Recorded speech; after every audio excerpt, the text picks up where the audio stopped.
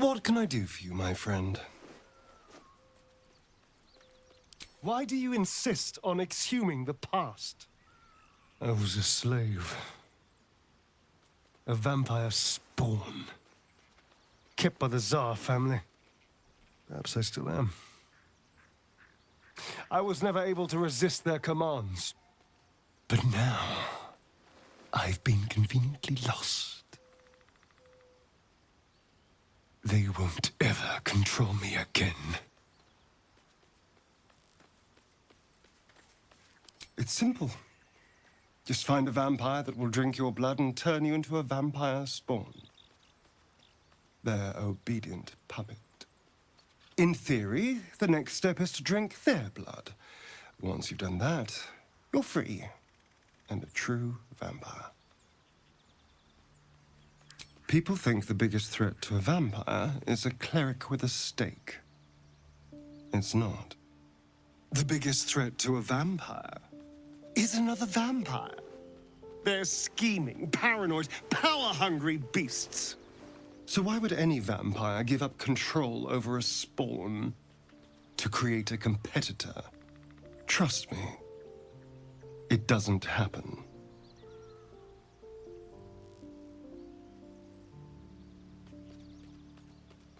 My sweet, there is nothing I'd like more. I'll come to you tonight, when you're snugly wrapped in your bedroll, and we can have a little privacy. And this time, I'll make sure I'm quiet. We don't want to disturb your rest. Later on, when we are at rest, I will eat you right up. Just enough to give me strength, and just enough to leave you wishing for more.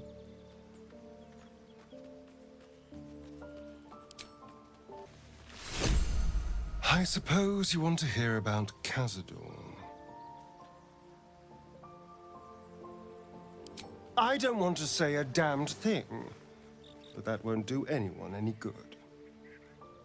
Cazador Tsar is a vampire lord in Baldur's Gate, the patriarch of his coven, and a monster obsessed with power. Not political power or military power, I mean power over people. The power to control them completely. He turned me nearly 200 years ago. I became his spawn, and he became my tormentor.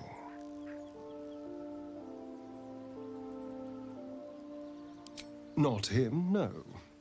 A gang of thugs attacked me, angry about a ruling that I'd handed down as magistrate.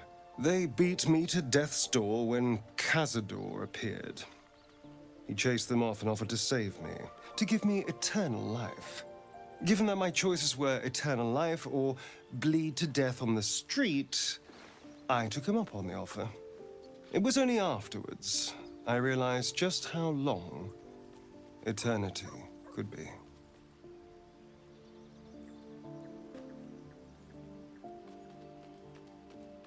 A vampire's spawn is less than a slave. They're a puppet. We have no choice but to obey our master's commands. They speak, and our bodies react. It's all part of the deal. Sometimes he'd order us to submit to torture. Sometimes he'd have us torture ourselves. Whatever his weather-vane mood settled on.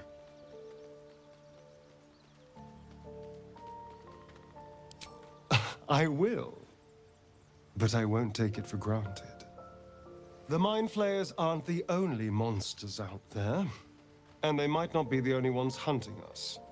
All I'm asking is that you keep your eyes open and watch out for anything lurking in the shadows.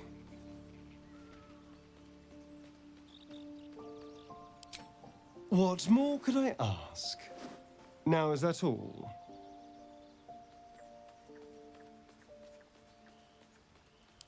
Then I'll see you tonight, you sweet, generous thing.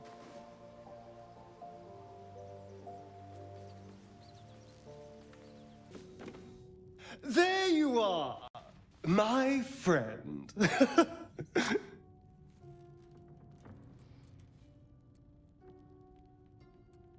Oh, that.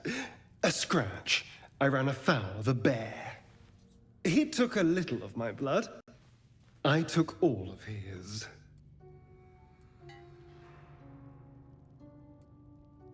You're comparing plonk to vintage wine. You can make merry with either, but they're not the same.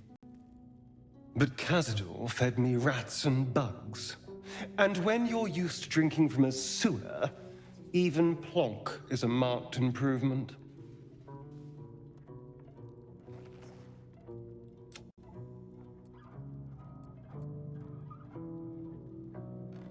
I existed. That was enough for him. He reveled in having power over me. Because those with power can do whatever the hell they want.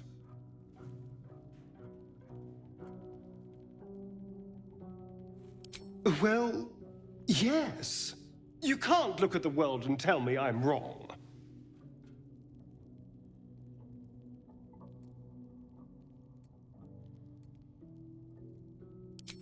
Let them. Heroes are half the damn problem. Fools that believe in right and wrong, good and evil. Heroes didn't save me from Cazador. Mind flayers did.